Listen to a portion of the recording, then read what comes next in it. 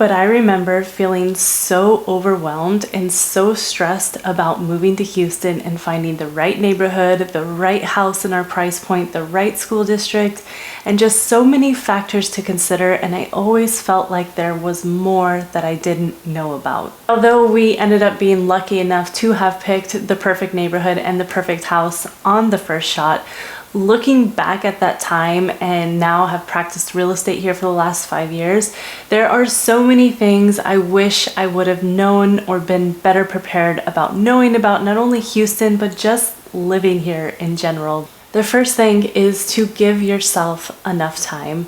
I know firsthand and understand not wanting to move multiple times. When I moved here, like I said, I had 2 kids. We were both working full time. And I didn't want to move multiple times with a baby. I didn't want to have to rent a house. I didn't want to have to switch schools halfway through the school year. I really just wanted a smooth move from home A to home B and to start our life in our forever home. So I was trying at all costs to avoid having to rent for a while to get to know the area. And I understand the time commitment and the involvement it takes when researching the right area for your family, especially when Houston is so vast and so huge. We have so many options. But if I were to give you any advice now, it would be 1, don't listen to niche.com or Great Schools or any online blog for that reason, because most of them are really outdated information. The neighborhoods they're suggesting are not really relevant. And most of it is written by AI. It's not even written by a real person who lives here. But if you can, and if it's possible, you have to come visit at least 1 to 3 times before you make a decision.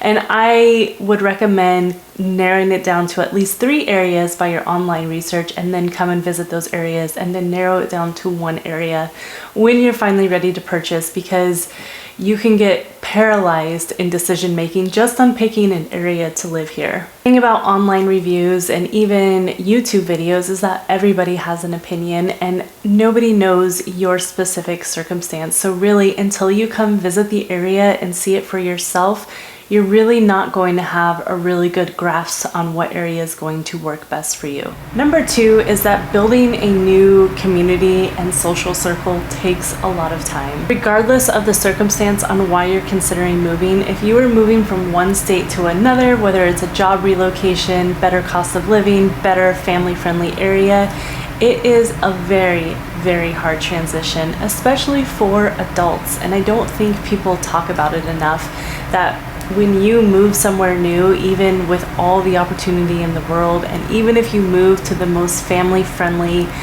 active community, it still takes a really long time to find your community and to find ways to get involved. I do think a benefit of Houston is that we do have these massive master plan communities that have all these clubs and groups and ways to get involved, but it can still feel a little isolating when you move somewhere new. And with somewhere as big and vast as Houston, it really does take a little bit of effort to be able to find your people when you move here.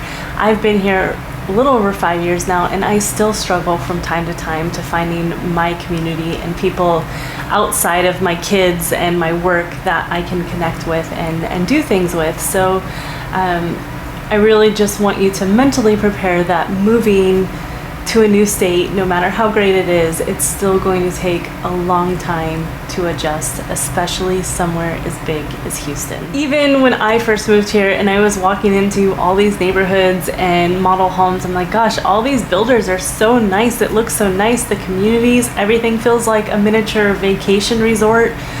There's so many parks and playgrounds and pools, and you can really get off track, especially if you're not from here, because they really do all start to blend and look the same, that you could be blindsided and go with a community that is not going to appreciate very well, or is not as highly desired as you thought it was because the sales agent or someone was selling you on it. I'm telling you now, school districts, quality of neighborhood, and quality of builder and the location are the driving forces of the demand and pricing and appreciation rates here in the Houston suburbs. If it is lacking one or more of those, you're not going to have as much appreciation as you would hope for. So it's really important that you are doing your research and understand the different types of communities here, the different types of builders, the different types of master plan communities, to make sure that you are making an informed and educated decision. Number 4 is the new home neighborhoods and the mega master plan communities are not everything here. If you are doing a lot of research online and on YouTube, you'll see that we do a lot of videos about new communities and builders and master plan communities. The thing is that it's easier to film those. They look nicer, they're newer, they're modern, they're updated, they have model homes we can walk through. But there are so many neighborhoods here in Houston that, yes, are a little older, but they retain their value so much and they are so highly demanded that they're not talked a whole lot about on YouTube. And especially if you're trying to be budget conscious or you're trying to get a really, really good school, these are the types of neighborhoods that you should also be focusing on. So just remember that what you're seeing on YouTube is probably just a fraction of the actual neighborhoods that are available in Houston. Houston is 900 square miles, so we have so many types of neighborhoods and homes. When I was moving here, I was moving from a city, and the house I lived in was built in the 1950s. And so when I moved to Houston, seeing all the new construction and the builders, I was like, I want a brand new home. I want to live in the newest master plan community. I want it so modern. I don't want to do any updates. I don't want to have to fix it. But you pay a big premium for that here in Houston, and you pay really, really high property taxes on it. If I would have known what I know now moving here, I probably would have highly considered an established master plan community, a house that was 10 to 15 years old, because the property tax is so much lower.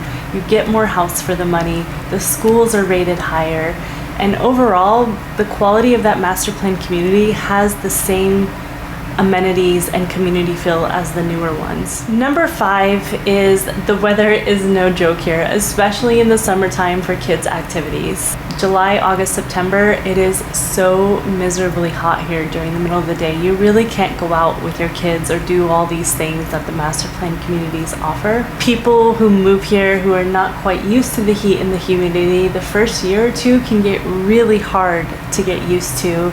Everywhere you live has some sort of weather thing, whether it's extreme cold, extreme heat, humidity, whatever. Houston is hot and humid. The other thing I wasn't really prepared for when I moved here about weather is the extreme storms, and I don't know if it's just the last 3 years, but they do seem to be getting worse. And if you're moving to Houston, you have to be prepared that at least once a year we're probably going to have some extreme weather event, whether it be a thunderstorm or tornado, a hurricane.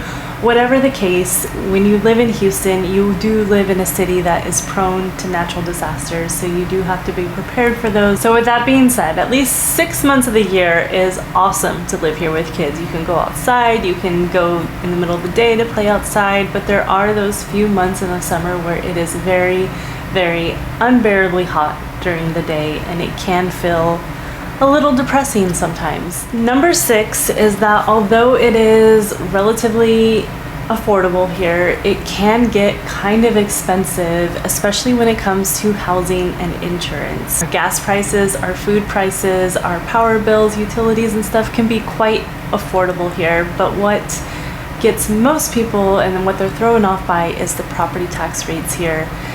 They can range anywhere from 2 to almost 3.7%, especially the newer the home, the more the property tax is. For those of you unfamiliar, on average, you can pay $1,200 to $1,600 a month on just property tax. So it does make our homes a lot more expensive than what people are used to. Another thing that seems to be going up quite a bit every year is insurance here. It is raising significantly. The premiums and just being able to get insurance on your home is becoming more and more expensive because the weather is becoming more extreme here. And lastly, I want to touch on what really drew me to Houston compared to all the other cities in Texas, because we were for a while considering Austin. I considered Dallas, but my husband said absolutely not. So mostly Austin and Houston, but ultimately the diversity in Houston is what drew us to it the most. There are so many people here from all over the world that bring so much perspective, and it really does truly make this city so unique to live in. We have a really big cultural scene with museums and art and also food, but just together there is so much here that Houston has to offer compared to other places. So once you do get here and established, it really is a nice place to live. If you're moving to the Houston area and would like assistance, feel free to message me. I'm always happy to help.